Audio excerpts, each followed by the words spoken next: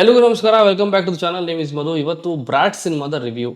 Darling Krishna ಅವರು act ಮಾಡಿದ್ದಾರೆ, ಶಶಾಂಕ್ ಅವರು ಡೈರೆಕ್ಟ್ ಮಾಡಿದ್ದಾರೆ, ಅರ್ಜುನ್ ಜನಿ ಅವರು ಮ್ಯೂಸಿಕ್ ಮಾಡಿದ್ದಾರೆ. ಇವ್ರು 3 ಜನ ಸೇರಿಕೊಂಡ್ರೆ ಒಂದು ಒಳ್ಳೆ ಅಡುಗೆ ಮಾಡಿಕೊಡ್ತಾರೆ ಆಡಿಯನ್ಸ್ಗೆ ಅಂತ ಒಂದು ಟ್ರಸ್ಟ್ ನನಗೆ. ಆ ಟ್ರಸ್ಟನ್ನ ಅವರು ಉಳಿಸ್ಕೊಂಡಿದ್ದಾರೆ ಕೂಡ. ಈ ಸಿನಿಮಾದ ಕತೆಗೆ ಬಂದರೆ, ಒಂದು ಹುಡುಗ ಚಿಕ್ಕ ವಯಸ್ಸಿಂದನೂ ಜೂಜಾಡೋದ್ರಲ್ಲಿ ಸ್ವಲ್ಪ ಹಾಳಾಗೋಗಿರ್ತಾನೆ. ಈ ಸಿನಿಮಾದ ಹೆಸರು ಬ್ರ್ಯಾಟ್ ಅಂದರೆ ಹಾಳಾಗೋಗಿರೋನು ಅಂತ, ಓಕೆನಾ. ಜೂಜಾಡ್ಕೊಂಡು ಹಾಳಾಗೋಗಿರ್ತಾನೆ. ಮನೆಯಲ್ಲಿ ಅಪ್ಪ ಅಮ್ಮ ಏನೇ ಹೇಳಿದ್ರು ಕೇಳ್ತಾ ಇರಲ್ಲ, ಜೂಜಾಡೋದನ್ನು ಬಿಟ್ಬಿಡು ಅಂತ ಎಷ್ಟು ಹೇಳಿದ್ರು ಕೇಳಲ್ಲ. ಕೊನೆಗೆ ಒಂದು ದಿವಸ ಅಜ್ಜಿ ಏನು ಮಾಡ್ತಾರೆ, ಪ್ರಾಮಿಸ್ ಮಾಡಿಸ್ಕೋತಾರೆ, ಇನ್ನೊಂದು ಸರಿ ನೀನು ಜೂಜಾಡಂಗಿಲ್ಲ ಅಂತ. ಅಲ್ಲಿಗೆ ಆ ಹುಡುಗ ಬಿಟ್ಬಿಡ್ತಾನೆ. ಕತೆ ಮುಂದಕ್ಕೆ ಹೆಂಗೆ ಹೋಗುತ್ತೆ ಅನ್ನೋದನ್ನು ನೀವು ಥಿಯೇಟ್ರಲ್ಲೇ ಹೋಗಿ ನೋಡಬೇಕು. ಇವತ್ತಷ್ಟೇ ಸಿನಿಮಾ ರಿಲೀಸ್ ಆಗಿರೋದು. ನಿಮ್ಮ ನಿಯರೆಸ್ಟ್ ಥಿಯೇಟ್ರಿಗೆ ಹೋಗಿ ಈ ಸಿನಿಮಾನ ನೋಡಿ. ಇಷ್ಟ ಆದರೆ, ಈ ಸಿನಿಮಾ ನೋಡಿದರೆ ನಿಮ್ಗೆ ಏನು ಅನ್ನಿಸ್ತು ಅಂತ ಕಮೆಂಟಲ್ಲಿ ನನಗೂ ಸ್ವಲ್ಪ ತಿಳಿಸಿ, ಓಕೆನಾ. ಆ್ಯಂಡ್ ಫಸ್ಟ್ ಹಾಫಿಗೆ ಬಂದರೆ ಒಂಥರ ಫನ್, ಅದು ಒಂಥರ ಕಾಮಿಡಿ ಇದೆ, ಫನ್ ಇದೆ, ಒಂದಷ್ಟು ಫ್ಯಾಮಿಲಿ ಸೆಂಟಿಮೆಂಟ್ಸ್ ಇದೆ. ಯೂಶ್ವಲಾಗಿ ಒಂದು ಫ್ಯಾಮಿಲಿಲಿ ಏನೇನು ನಡೆಯುತ್ತೆ, ಬೈಸ್ಕೊಳ್ಳೋದು, ಮಗ ಅಪ್ಪನಿಗೆ ಬೈಯೋದು, ಅಪ್ಪ ಮಗನಿಗೆ ಬೈಯೋದು, ಅಮ್ಮನ ಹತ್ರ ಕಿತ್ತಾಡೋದು. ಆಮೇಲೆ ಸೆಂಟ್ರಲ್ಲಿ ಒಂದು ಹುಡುಗಿ ಬರ್ತಾಳೆ, ಒಂದು ಲವ್ ಸ್ಟೋರಿ ಆ್ಯಡ್ ಮಾಡಿದ್ದಾರೆ. ಆಮೇಲೆ ಈ ಡೆಲಿವರಿ ಬಾಯ್ ಕೆಲವೊಂದು ಸೀಕ್ವೆನ್ಸ್ ಇದೆ. ಈ ಫ್ರೆಂಡ್ಸ್ ಮಧ್ಯೆ ಕಿತ್ತಾಡ್ತಾರಲ್ಲ ಅದು ಇದೆ. ಫನ್ ಮಾಡ್ತೀವಿ ನಾವು ಫ್ರೆಂಡ್ಸ್ ಅಂತ, ಅದು ಇದೆ. ಫಸ್ಟ್ ಹಾಫ್ ಹೆಂಗೋಯ್ತು ಅನ್ನೋದೇ ಗೊತ್ತಾಗಿಲ್ಲ. ಇಂಟ್ರೋಲ್ ಬರೋಷ್ಟರಲ್ಲಿ ಸಿನಿಮಾ ಸೀರಿಯಸ್ ಆಗೋಗ್ಬಿಟ್ಟಿತ್ತು, ಓಕೆನಾ. ಅಂದರೆ ಸೆಕೆಂಡ್ ಹಾಫ್ಗೆ ಲೀಡ್ ಕೊಡುತ್ತೆ ಅದು. ಸೊ ಫಸ್ಟ್ ಹಾಫ್ ಒಂಥರ ಫನ್ ಆಗಿತ್ತು, ತಮಾಷೆಗಿತ್ತು. ಸೆಕೆಂಡ್ ಹಾಫ್ಗೆ ಹೋದ್ವಿ. ಸೆಕೆಂಡ್ ಹಾಫ್ಗೆ ಹೋಗ್ತಾ ಇದ್ದಂಗೆ ಡಾರ್ಲಿಂಗ್ ಕೃಷ್ಣ ಅವರು ಹೆಂಗೋ ಇದ್ದವ್ರು ಹೆಂಗೋ ಆಗೋಗ್ಬಿಟ್ಟಿರ್ತಾರೆ, ಓಕೆನಾ. ಡಾರ್ಲಿಂಗ್ ಕೃಷ್ಣ ಅವರ ಒಂದು ಅಪಿಯರೆನ್ಸ್ ಮತ್ತು ಮೇಕ್ ಓವರ್, ಅವರ ಒಂದು ಕ್ಯಾರೆಕ್ಟರ್ಗೆ ಕೊಟ್ಟಿರುವಂಥ ಇಂಪಾರ್ಟೆನ್ಸು ಮತ್ತು ಆ ಕ್ಯಾರೆಕ್ಟ್ರಲ್ಲಿ ಅವ್ರು ಕಾಣಿಸ್ತಿರುವಂಥ ಒಂದು ರೀತಿ ನನಗೆ ತುಂಬಾ ಇಷ್ಟ ಆಯಿತು. ಅವ್ರ ಮೇಕಪ್ಪು, ಅವ್ರ ಬಿಯರ್ಡು, ಹೇರ್ ಸ್ಟೈಲು ಮತ್ತು ಅವರ ಕಾಸ್ಟ್ಯೂಮ್ ಡಿಸೈನರ್ಗೆ ಒಂದು ಒಳ್ಳೆ ಅಪ್ರಿಷಿಯೇಷನ್ ಬರಲಿ ಈ ಸಿನಿಮಾದಲ್ಲಿ ಅಂತ ನಾನು ಅನ್ಕೋತೀನಿ. ಯಾಕೆ ಅಂತಂದರೆ ಕೃಷ್ಣ ಅವ್ರನ್ನಂತೂ ಸಖತ್ತಾಗಿ ತೋರಿಸ್ಬಿಟ್ಟಿದ್ದಾರೆ. ಈ ಸಿನಿಮಾದಲ್ಲಿ ಹಾಕಿರೋವಂಥ ಕಾಸ್ಟ್ಯೂಮು ಅವರು ಇದುವರೆಗೂ ಮಾಡಿರೋ ಸಿನಿಮಾಗಳಲ್ಲಿ ಎಲ್ಲೂ ನಾನಂತೂ ನೋಡಿಲ್ಲ.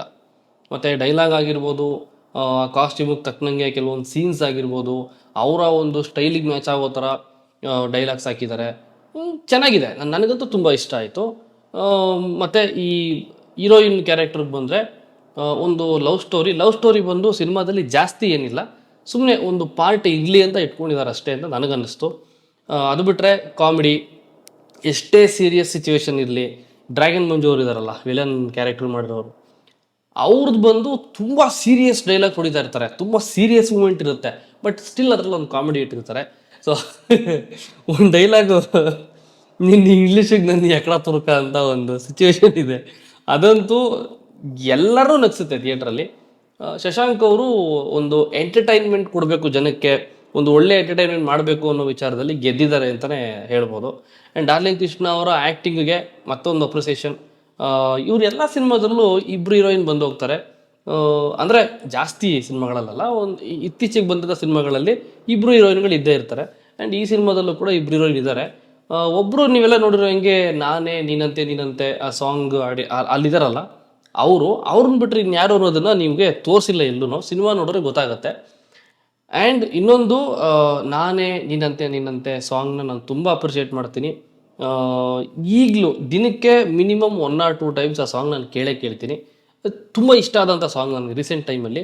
ಆಮೇಲೆ ಲಹರಿ ಅನ್ನೋ ಹುಡುಗಿ ಇದೆಯಲ್ಲ, ಲೇಡಿ ವಾಯ್ಸ್ ಬರುತ್ತಲ್ಲ ಆ ಸಾಂಗಲ್ಲಿ, ಆ ಹುಡುಗಿಗೋಸ್ಕರನೇ ಆ ಸಾಂಗ್ ಕೇಳ್ತೀನಿ ನಾನು. ಬಿಕಾಸ್ ಆ ಹುಡುಗಿದು ಸ್ವಲ್ಪ ರಿಜೆಕ್ಷನ್ ಆಗಿತ್ತು ರಿಯಾಲಿಟಿ ಶೋದಲ್ಲಿ.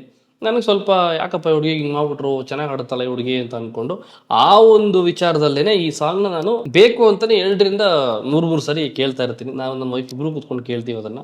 ಚೆನ್ನಾಗಿದೆ. ಆ್ಯಂಡ್ ಓವರಾಲ್ ಸಿನಿಮಾ ಎಂಟರ್ಟೈನ್ಮೆಂಟ್ ಮಾಡಿದೆ ಅಂತ ಹೇಳ್ಬೋದು.